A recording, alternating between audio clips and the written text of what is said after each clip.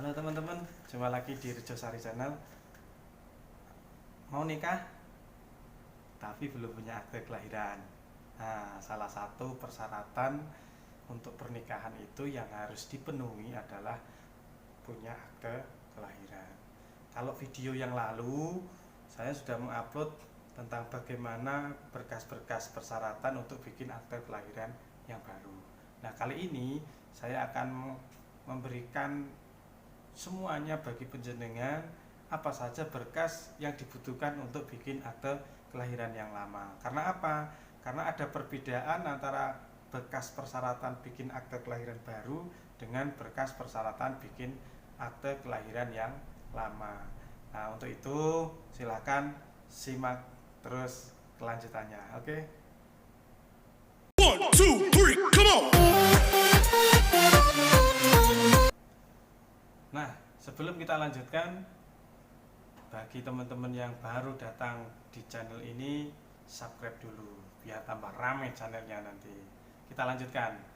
Yang pertama adalah membuat surat keterangan kelahiran dari dokter atau bidan.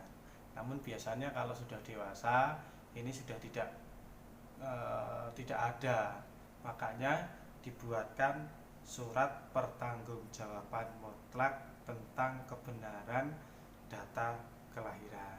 Nah, ini biasanya formulir ini biasanya balai desa ada, biasanya punya, setiap balai desa ada untuk menyediakan bagi warganya yang tidak mempunyai struk kelahiran dari dokter ataupun dari bidan. Makanya di operator desa biasanya dibuatkan surat pertanggungjawaban tentang data, kebenaran data. Nah, ini contohnya surat pernyataan tanggung jawab mutlak atau SPTJM kebenaran data kelahiran. Nah, isinya apa saja? Di sini isinya adalah pemohon bertanda tangan nama, nik, tanggal lahir, menyatakan bahwa nama, nik. Nah, ini ketika yang memohon ini adalah yang dinyatakan anaknya adalah pemohon, maka diisi sama nama pemohon, kemudian menyatakan pemohon itu sebagai anak sendiri, tempat tanggal lahir, anak keberapa, alamat adalah anak kandung dari nama ibu, nik lengkap. Kemudian yang lahir dengan penolong kelahiran ini tidak perlu diisi kalau memang tidak ada penolong kelahirannya. Kemudian pemohon ditandatangani dengan materai 6.000. Nah, ini ada saksi, kemudian ada nama dan nicknya dari saksi tersebut. Oke, kita lanjut. Yang kedua adalah surat keterangan kelahiran dari desa. Surat keterangan dari desa ini ada pada video sebelumnya ya. Bisa disimak pada video sebelumnya itu seperti apa. Nah, kita lanjutkan lagi. Yang ketiga adalah fotokopi surat nikah yang dilegalisir oleh KUA setempat.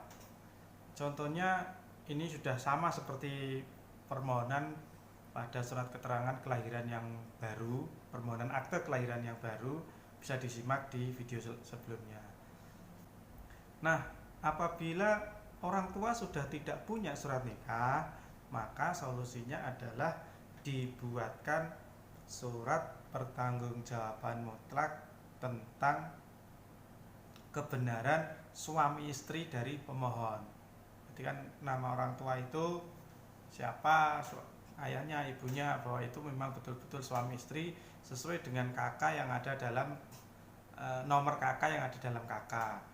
Biasanya kan dalam KK kan nama suami itu kan ada nama ayah dan nama ibunya. Baik istrinya pun juga ada nama ayahnya, ada nama ibunya. Disitulah bisa dijadikan pedoman untuk membuat surat pertanggungjawaban mutlak kebenaran suami istrinya.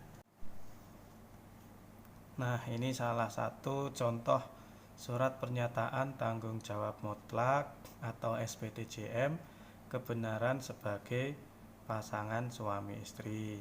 Saya yang bertanda tangan di bawah ini nama, berarti ini adalah apabila orang tua, salah satu orang tua itu masih hidup, maka disarankan orang tua tersebut. Apabila sudah meninggal semua, berarti pemohon itu sendiri yang menyatakan bahwa berarti nama ibunya, kemudian adalah suami atau istri, berarti nama ayahnya, sebagaimana tercantum dalam KK nomor sekian sekian sekian sekian sekian. Kemudian ada pernyataan yang menyatakan pemohon di sini ada materinya ini.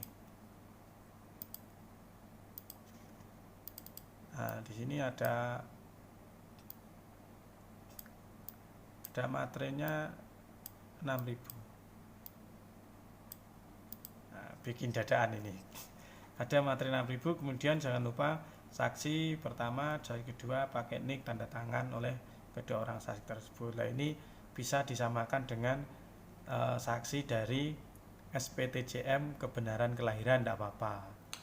Yang keempat adalah fotokopi KK. Karena ini sudah ada data baru di dalam KK, kalau Anda sebagai pemohon berarti nama Anda sudah termasuk di dalam KK, maka tidak diperlukan lagi KK yang aslinya. Kalau akte kelahiran baru ini dibutuhkan KK asli karena memasukkan elemen data baru. Tapi kalau akte kelahiran yang lama ini tidak perlu menggunakan KK asli, tapi cukup dengan fotokopi KK saja. Yang selanjutnya adalah fotokopi KTP kedua orang tua. Ini pasti ada. Nah, kalau kedua orang tua itu sudah meninggal, salah satunya atau kedua-duanya sudah meninggal, maka perlu dibuatkan surat keterangan kematian dari yang bersangkutan ke desa di mana domisili Anda. Mintalah datang ke kantor desa. Di situ akan dibuatkan surat keterangan kematian. Kalau meninggal semuanya, ya dibuatkan surat keterangan kematian semuanya. Yang terakhir adalah fotokopi KTP kedua orang saksi yang mengetahui proses kelahiran pemohon. Nah, ini biasanya tetangga sekitarnya yang mengetahui proses kelahirannya. Ini dibutuhkan fotokopi KTP kedua orang untuk dibuat di selanjutnya. Yang terakhir adalah membuat formulir permohonan kelahiran. Nah, ini biasanya sudah dilengkapi ketika datang ke desa. Ini inovasi bagi Wonogiri, khususnya cukup di balai desa sudah bisa bikin akte kelahiran, baik maupun yang baru maupun yang lama. Mungkin kalau di daerah lain bisa juga sudah berinovasi seperti di Kabupaten Wonogiri. Itulah beberapa syarat untuk bikin akte kelahiran yang lama, dalam arti bukan kelahiran yang baru.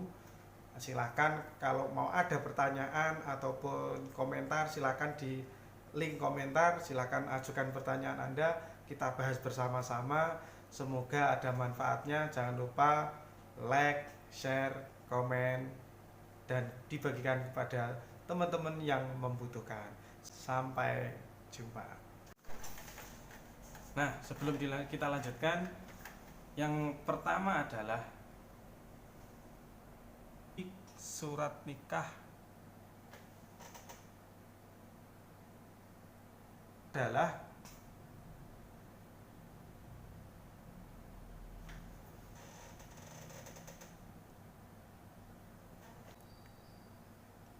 yang keempat adalah